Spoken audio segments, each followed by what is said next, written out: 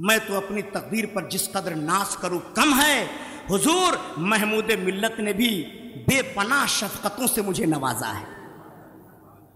میں جب آتا تھا تو حضرت جب تعویذ وغیرہ لکھتے تھے اور لوگوں سے ملتے تھے تو یہیں مجھے بیٹھاتے تھے، جیسے ضیاء میاں بیٹھے ہیں نا تو یہیں بیٹھاتے تھے۔ تو جب میں تھوڑا سا ادب کے معاملے میں دائیں بائیں ہوتا تھا تو حضرت کہتے تھے ٹھیک سے بیٹھو امام الدین، ٹھیک سے بیٹھو امام الدین۔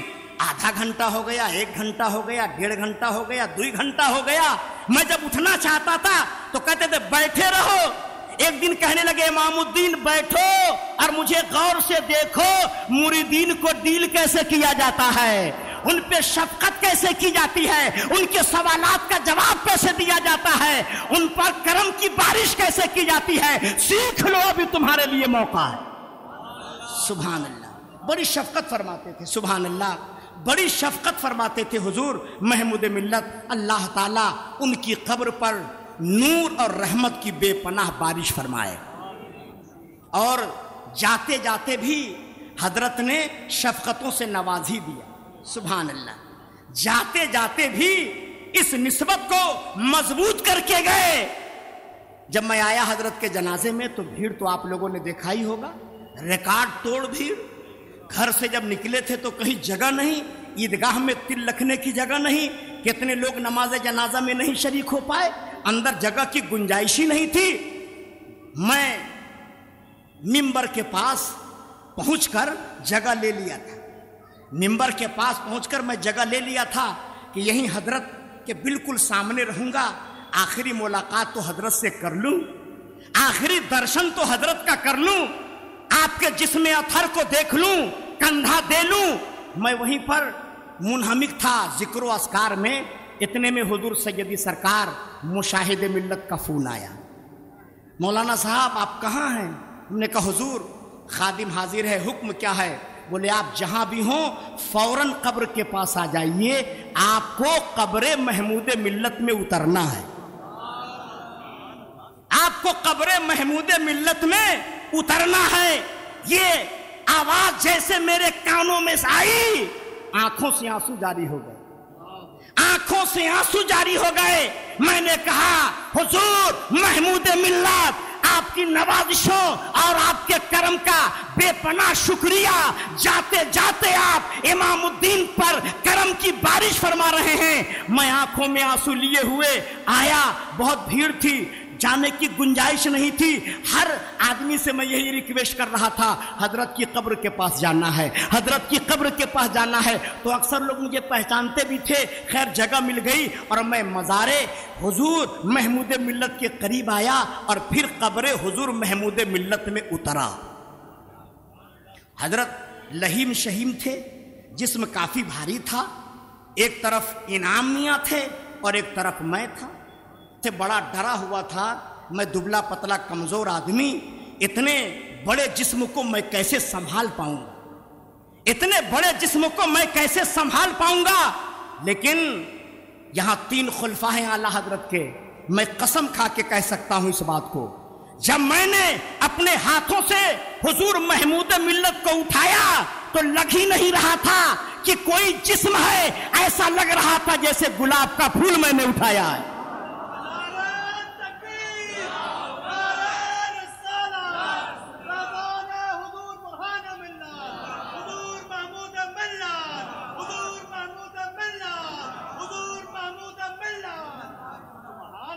سبحان اللہ سبحان اللہ، یہ ان کی کرم فرمائی ہے۔ میں قبر میں اترا اور آپ سب لوگوں کی دعاؤں کے سہارے آخری مرتبہ چہرے محمود ملت دیکھنے کا موقع ملا، اور میں نے اپنی آنکھوں سے اس کا مشاہدہ کیا ہے کہ قبر انور میں آپ کے چہرے پر پسینے کے آثار تھے، آپ کے چہرے پر پسینے کے آثار تھے۔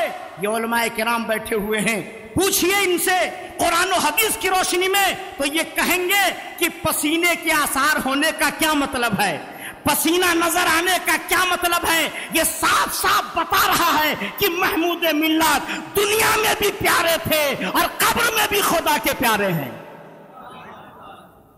بہت بڑا مقام تھا سیدی سرکار محمود ملت کا۔ حضرات بہت کرم فرماتے تھے. بہت سارے لوگوں سے میری ملاقات ہوئی تو اکثر لوگ یہ کہتے تھے کہ حضرت حضور محمود ملت کی ایک خاص صفت یہ تھی، وہ صرف دینی معاملوں میں رہنمائی نہیں فرماتے تھے.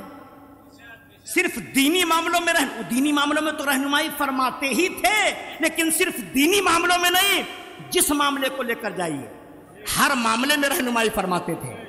مولانا سعید مختار صاحب کوٹا کے رہنے والے ہیں، حضرت کے مرید خاص ہیں. آج بھی ان سے میری بات ہوئی ٹیلی فون پر. جب حضرت کے جنازے کے ساتھ میں چل رہا تھا تو اسی وقت انہوں نے یہ واقعہ بیان کیا. مولانا سعید مختار صاحب نے جنازے ہی کے سفر میں یہ واقعہ بیان کیا کہ مولانا صاحب میری بیٹی کے رشتے کا معاملہ تھا اور 2 لڑکے میری نظر میں تھے. میں کنفیوز تھا کہ میں کس سے رشتہ کروں. میں کنفیوز تھا کہ کس لڑکے کا انتخاب اپنی لڑکی کے لیے کروں. لیکن ان دونوں لڑکوں میں ایک لڑکا مجھے زیادہ پسند تھا دوسرے کے مقابلے میں. لیکن میں فیصلہ نہیں کر پا رہا تھا تو میں جبل پور آیا اور آنے کے بعد حضرت کے سامنے میں نے سارا معاملہ رکھا تو حضرت نے جس کو میں پسند کر رہا تھا اس کو نہیں، دوسرے کا نام حضرت نے لیا. فرمایا اس سے اپنی بیٹی کا رشتہ کرو، اس سے اپنی بیٹی کا رشتہ کرو. تو انہوں نے ترک دیا کہ حضرت یہ ایسا ہے، یہ ایسا ہے. ساری باتیں ہوتا ہے نا، آدمی چھانتا پھٹکتا ہے رشتے کے معاملے میں. تو ان کا بیان ہے، حضرت نے فرمایا کچھ مت بولو، رشتہ اسی سے کرو، کوئی ترک مت دو، رشتہ اسی سے کرو. جب شادی ہو گئی 1-2 مہینے کے بعد مولانا سعید مختار صاحب فرماتے ہیں کہ میں نے جس بچے کو پسند کیا تھا اس سے نکاح نہیں ہوا، دوسرے بچے سے نکاح ہوا جس کو محمود ملت نے پسند کیا تھا. 2-3 مہینہ کے بعد ہی یہ بات کلیئر ہو گئی، میری پسند اچھی نہیں تھی، پسند تو محمود ملت کی اچھی تھی. سبحان اللہ. تو ہر جگہ وہ رہنمائی فرماتے تھے، ہر جگہ وہ کرم فرمائی فرماتے تھے. بہت بڑی شخصیت کا نام حضور محمود ملت ہے. ایک مرتبہ مدھیہ پردیش کے چیف منسٹر آئے حضرت سے ملنے کے لیے. اتفاق سے میں بھی اس وقت تھا آستانے پر. دگ وجے سنگھ آئے حضرت سے ملنے کے لیے. یہ بہت بڑا ان کے ساتھ معاملہ تھا کہ کبھی وہ نیتا کے پاس نہیں جاتے تھے، نیتا خود ان کے پاس آتا تھا. ڈی ایم ایس پی مکھ منتری خود آتا تھا یہاں ملنے کے لیے. تو اندر جو دارالافتاء عید الاسلام ہے اسی کے اندر ناشتے وغیرہ کا انتظام کیا گیا تھا. اس میں 3-4 لوگوں کو جانا تھا. تو حضرت نے میری کلائی کو تھاما اور کھینچ کر مجھے بھی اندر بلا لے گئے اور پھر بیٹھ کر کے ملاقات ہوئی. میں یہ اس لیے بتانا چاہتا ہوں کہ حضرت چاہتے تھے، حضرت محبت فرماتے تھے، ہم جیسے کمینوں کو چاہتے تھے، ہم جیسے کم پڑھے لکھوں سے حضرت محبت فرماتے تھے. اور ہم جیسے ایک نہیں لاکھوں مریدین سے آپ ملیے گا تو یہ وہی واقعہ بیان کرے گا. حضرت ہم سے محبت کرتے تھے، حضرت ہم سے پیار کرتے تھے. مولانا اسرار صاحب سے بولیے، اس موضوع پر یہ گھنٹے بول سکتے ہیں. حضرت مجھ سے ارے یہ پیر کی بہت بڑی صفت ہے کہ کوئی مرید یہ نہ سمجھ پائے حضرت کس کو کتنا چاہ رہے ہیں، حضرت کس سے کتنی محبت فرما رہے ہیں.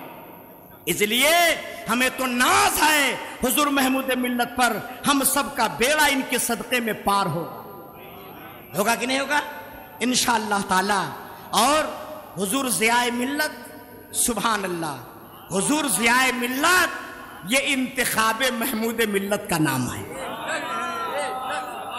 محمود ملت کے چناؤ کا نام ہے ضیاء ملت.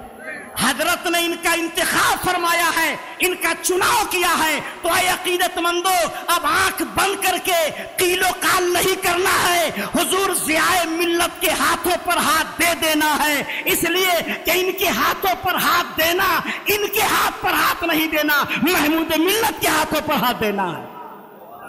نعرہ تکبیر، نعرہ رسالت، حضور ضیاء ملت، حضور ضیاء ملت، خلافت حضور محمود ملت، خلافت حضور محمود ملت.